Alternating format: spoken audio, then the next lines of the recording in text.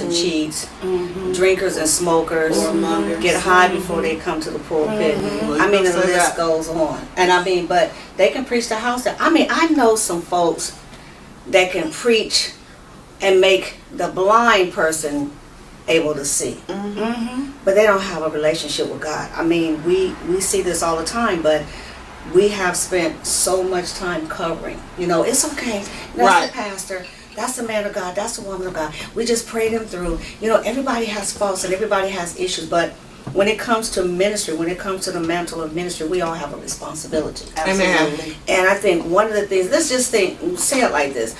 We don't have an Ananias and Sapphira experience, meaning that we hide behind our sins and no one doesn't care and they don't have the discernment that we need to say, hey, you're wrong, or we don't want to rock the boat, so to speak.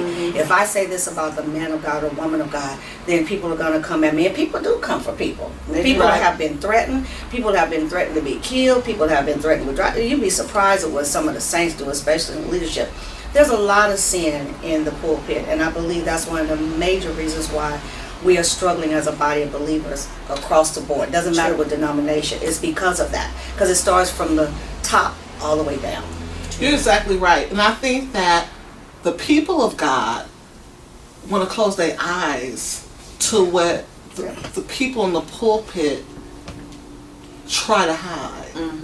They want to pretend like we are Jesus and we can't walk on water instead of believing that we are human and we have the same issues that they have. Right. This is true. We fall short just like they do. Every day. Absolutely. Every day. And I think also that they criticize us harder. You know, I do know that we do have a different standard, but y'all, sometimes they hard on the man and woman of God. Just because. I think that there's a difference between spirituality and religion. There is. Because you religiously brush your teeth every day. That don't make you have a relationship with that toothbrush. That's right. That's right. So I think that, That's a good like analogy. you said, that people can pray a blind man to see. They have worked on their religion so much that they forget their relationship with God. Well, you also have to remember, Pastor, that the gifts come without repentance. Amen. So, you know, it's one thing to be gifted and a whole nother thing to be anointed. Amen. Right. Amen. That part. Amen. That's the part. I had someone ask me a couple of years back, and they were asking me who was my favorite preacher, who was my favorite speaker, and I said, no, I don't really have one. And they were adamant, like, you've got to have a favorite preacher or speaker. I said, let me put it to you like this. When I hear a man or woman of God preach and they're in the pulpit and leadership, I'm listening for a sound.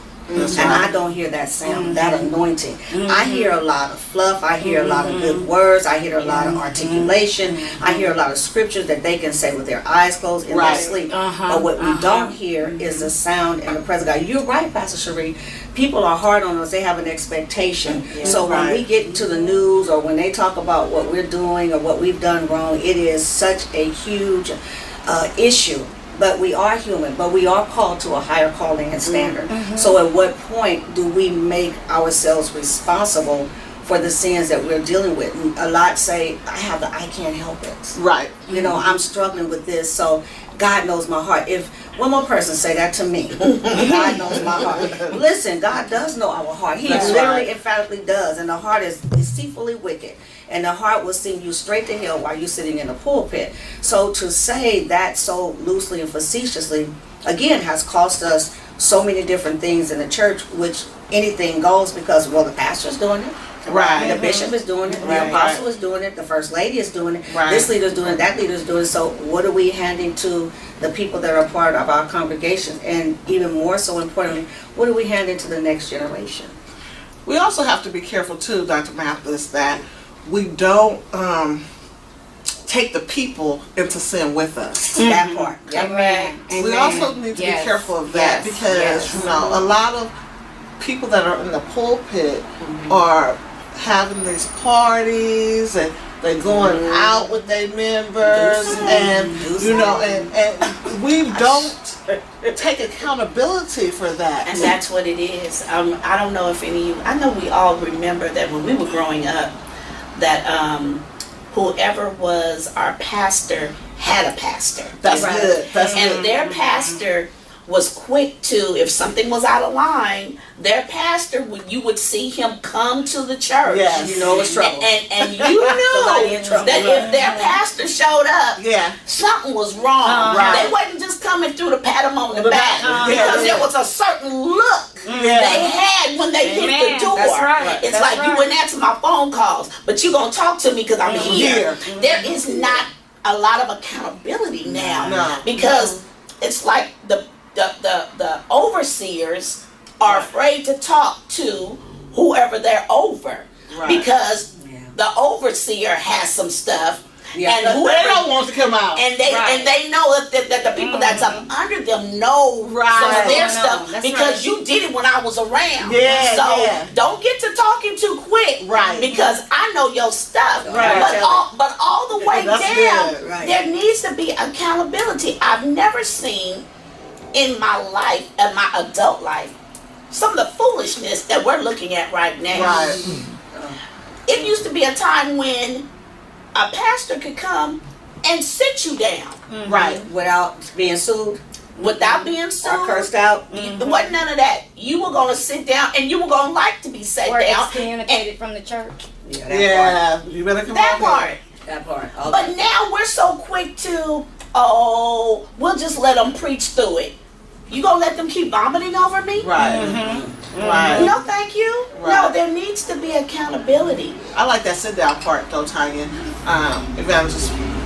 I like that part. I remember that we was taught as children to sit ourselves down, or you will be sat down. Right. Amen. For instance, for me, and you know I'm very transparent, I turned 18 and got pregnant. I was the president of the choir. I'll never forget, New Creations. And I went to that rehearsal.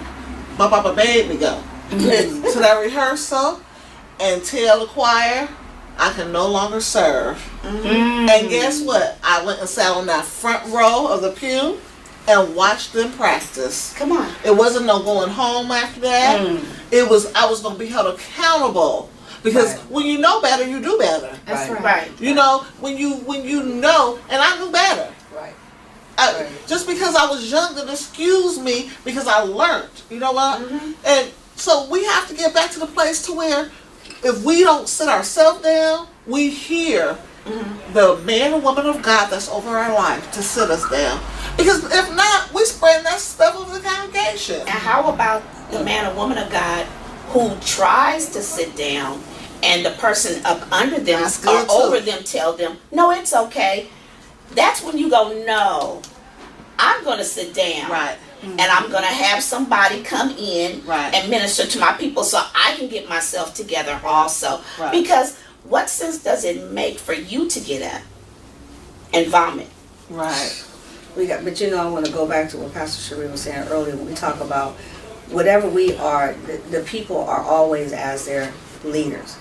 And one of the things that we forget to think about is that, one, we're more spirit than we are flesh, because God is a spirit being. So this flesh houses who we really are, the authentic who we Yeah, are. that's good, Dr. Malcolm. But then when we are preaching, when we are teaching, when we are singing, when we are talking, whatever we are from the pulpit in that sin, it goes out to the people. Then you Yes. find people committing adultery that we're never thinking about. Right. You find people The fornicating that we're never It's thinking the about that. spirit. You You're find right. people with issues with pornography, with masturbation, with, yes, come on, I'm serious now, so Yeah. I want to talk about this. Yeah. People that lie, that steal, cheat, people start cursing folks out, people go back to drinking, and all of that comes from the pulpit. I remember when, and I'm like Pastor Cherie being very transparent, I remember in the middle of I was midway through ministry, I was in my early 30s. I showed up for church every Sunday. And I preached whenever it was my time to preach. I was at the altar every Sunday. And every Sunday, I came in drunk. And every Sunday, I went home and drank. Because I was married to a man who was off the hook. And that was my only way to survive. Do you think the leadership sat me down? Absolutely not. Do you think they told me that I should sit down? Absolutely not. And when I wanted to sit down, it was like, that. Come on, you can do this. You're going to be all right. You're going to pass.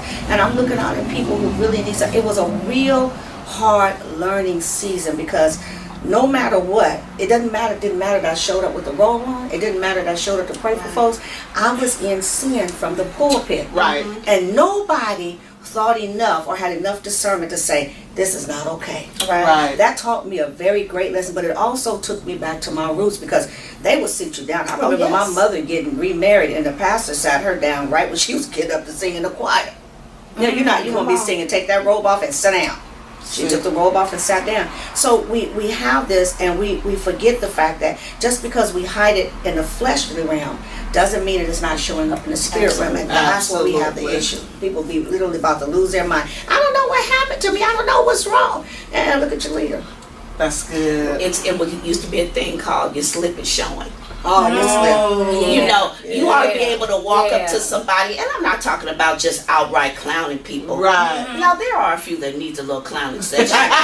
Don't get me clowning session. Don't get me wrong. Yeah. You get your red nose and you come in there with your thing and say, it's on. But you know, I'm talking about the people that you take them to the side. Right. And you say, excuse me.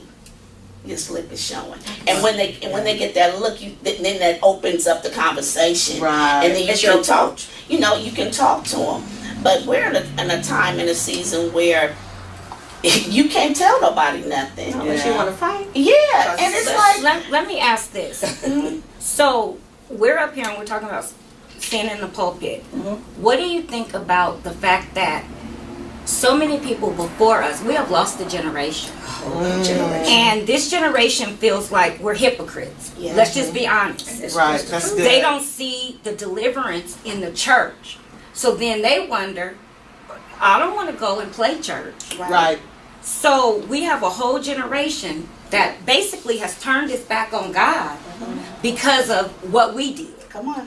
And what we are doing. And what we are doing. Yeah, we are doing. So church is not the place that it used to be when my grandmother was gone. Mm-hmm. It's not that same place. It used to be a place to get away. It used to be a place of reprievement with our civil rights. It used to be a place where we went to for healing. That's what I was It's gonna not say. that place anymore. No. It's not the same place that it used to be when I was a child. I need you, Jesus, Amen. at the altar. Amen. Just Amen. giving God just everything. Just Right. laying it all out. Not leaving. You know, people take that word Terry for not what it means. That's right. You know, That's right. We need That's to go good. back to That's where we good. just lay on Right. the altar and give it all to God.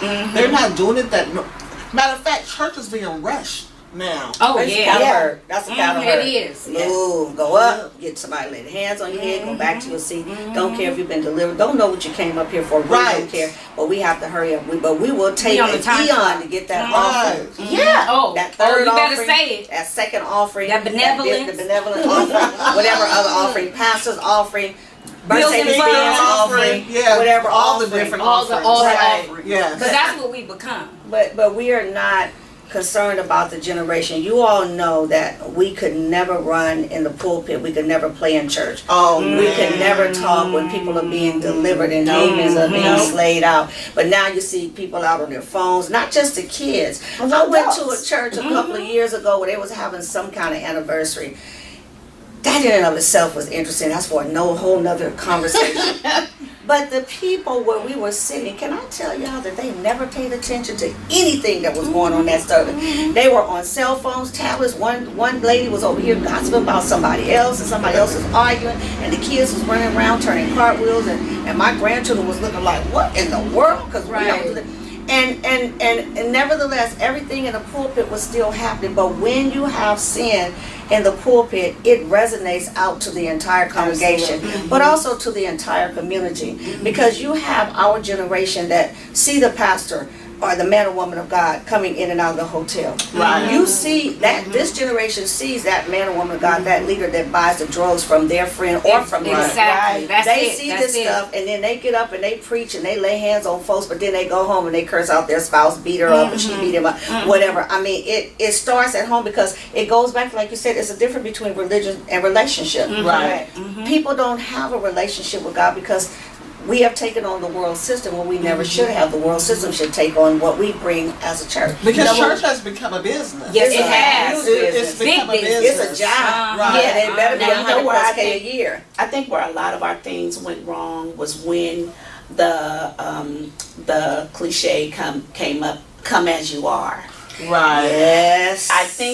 I believe that was the downfall of a lot of it. Yeah. Now, that did not mean Come on. literally what they were saying. Right.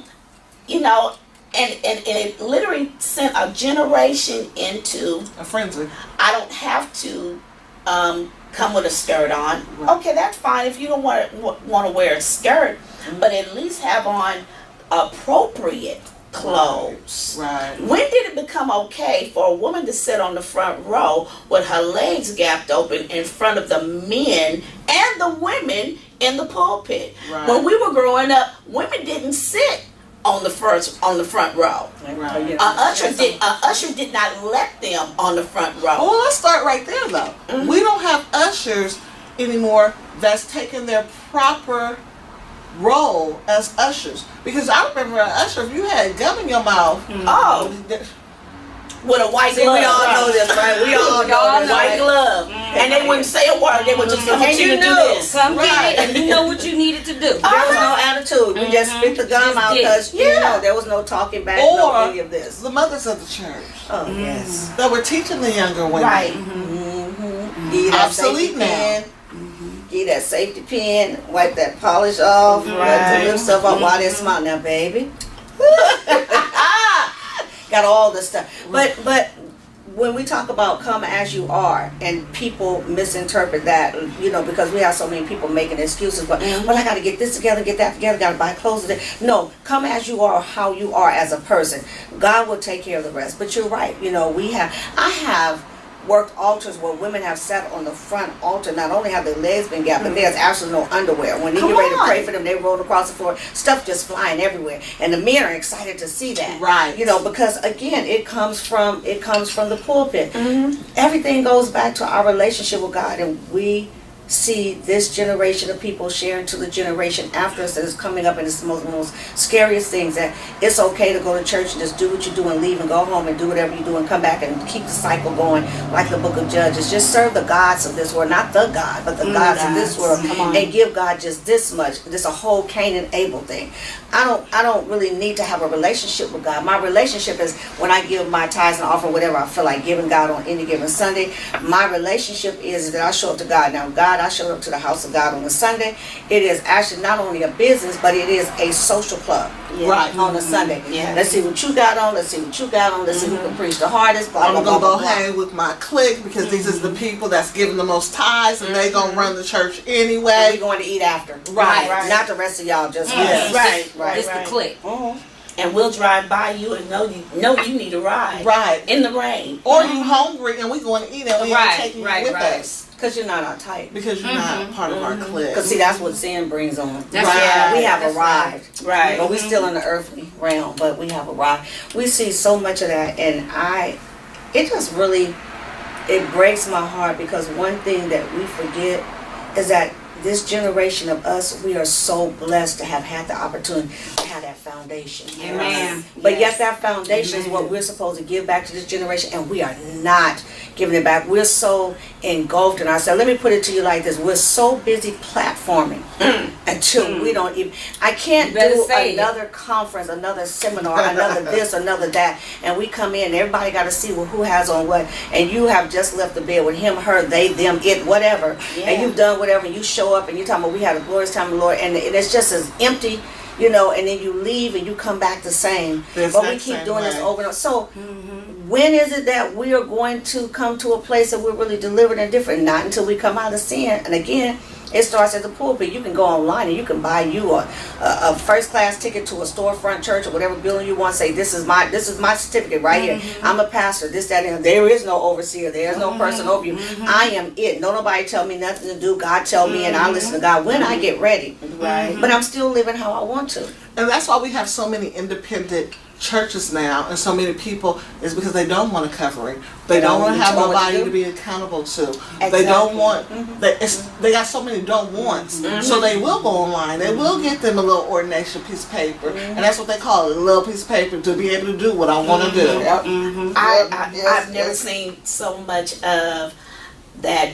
You just started preaching. Weren't you an usher last week? And and now you're a bishop, Right. Apostle. you just and now you got a preacher's collar, and Right. you got a A different briefcase. color preacher's collar. Right, now you the bishop, and it's Big. like, weren't you just Yeah. You just got and- 5 minutes ago.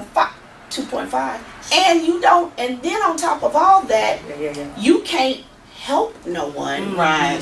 You can't pray for no one, Right. because you haven't gone through the proper God steps Come on now. to get where you need to go. That's Amen. it. You're going through the worldly way. You're going through the internet, Right. but you haven't taken the proper God steps Right. to be elevated. Exactly. I'd rather do it God's way, Amen. and go through the proper channels In That's His right. perfect will. instead of going through your channel Right. and be clowned or embarrassed, because you will get embarrassed by God. Yes, you He will. will embarrass you. He will pull Man, the that's covers the worst. right from over you. That's You know, That's it's like, go through the proper channels. Right. Do what you gotta do. Don't let nobody, oh, you can sing. You ought to be over the choir.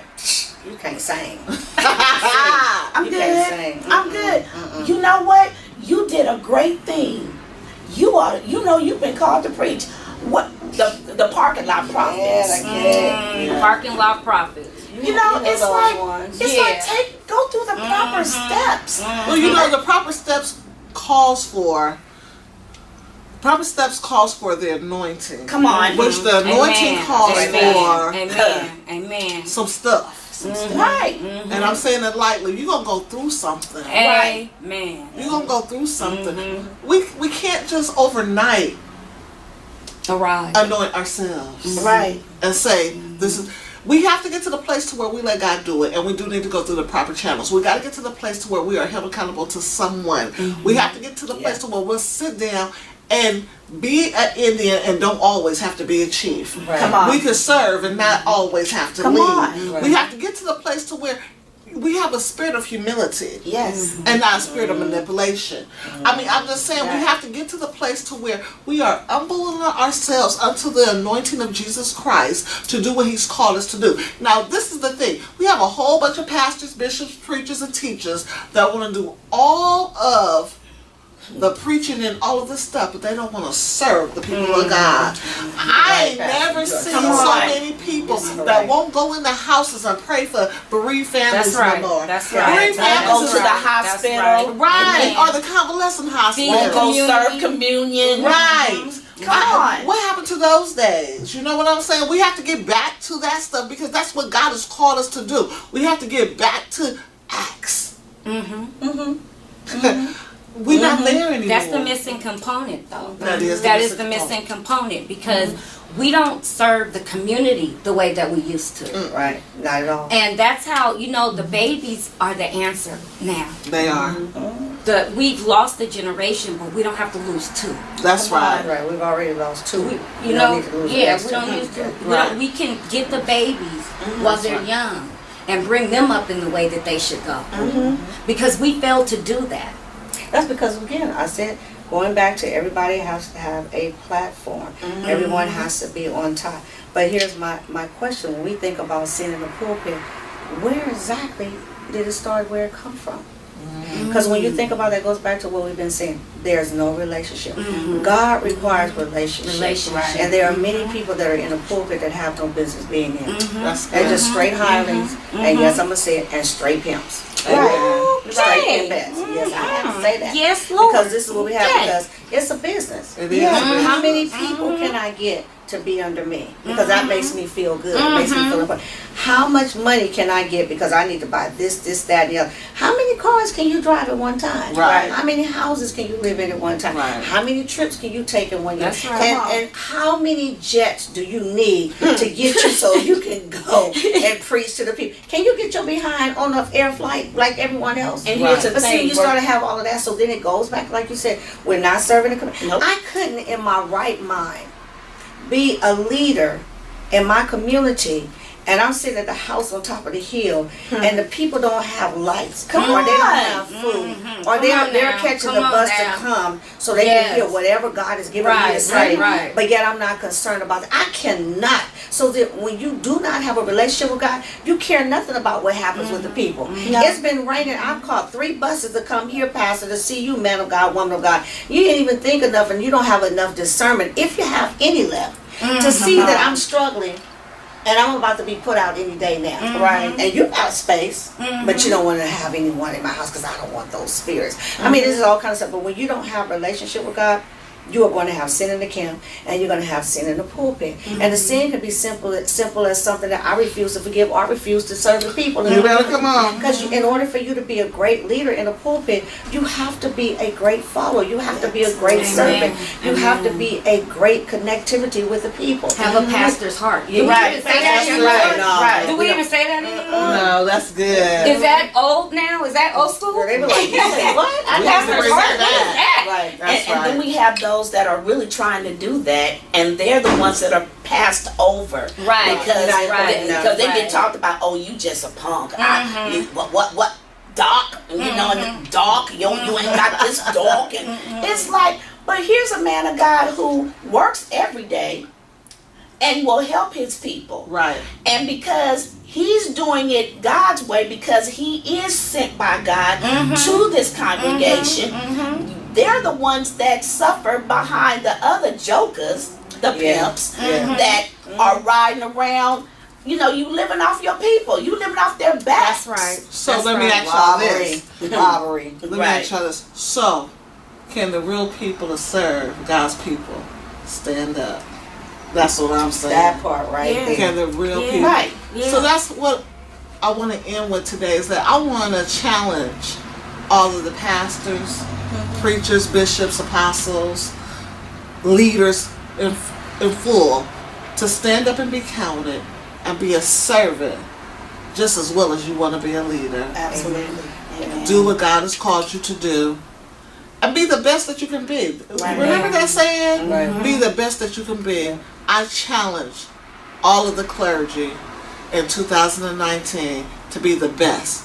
And don't let sin Right. be in your pulpit. Amen. I'm Dr. Cherie Baisden-Nickelberry, the host of Conversations with Women of God, and my co-hosts are Pastor Sherry Henderson. Dr. Idis from Athens. Evangelism, Tanya Barr. and we love you, and we'll see you next time. If you liked us, please go on our Facebook page, Conversations with Women of God. Yes. You'll be able to see all of us there and our show. God bless you, and we love you. Good night. Good night. Bye. We bless you. We lift your holy name.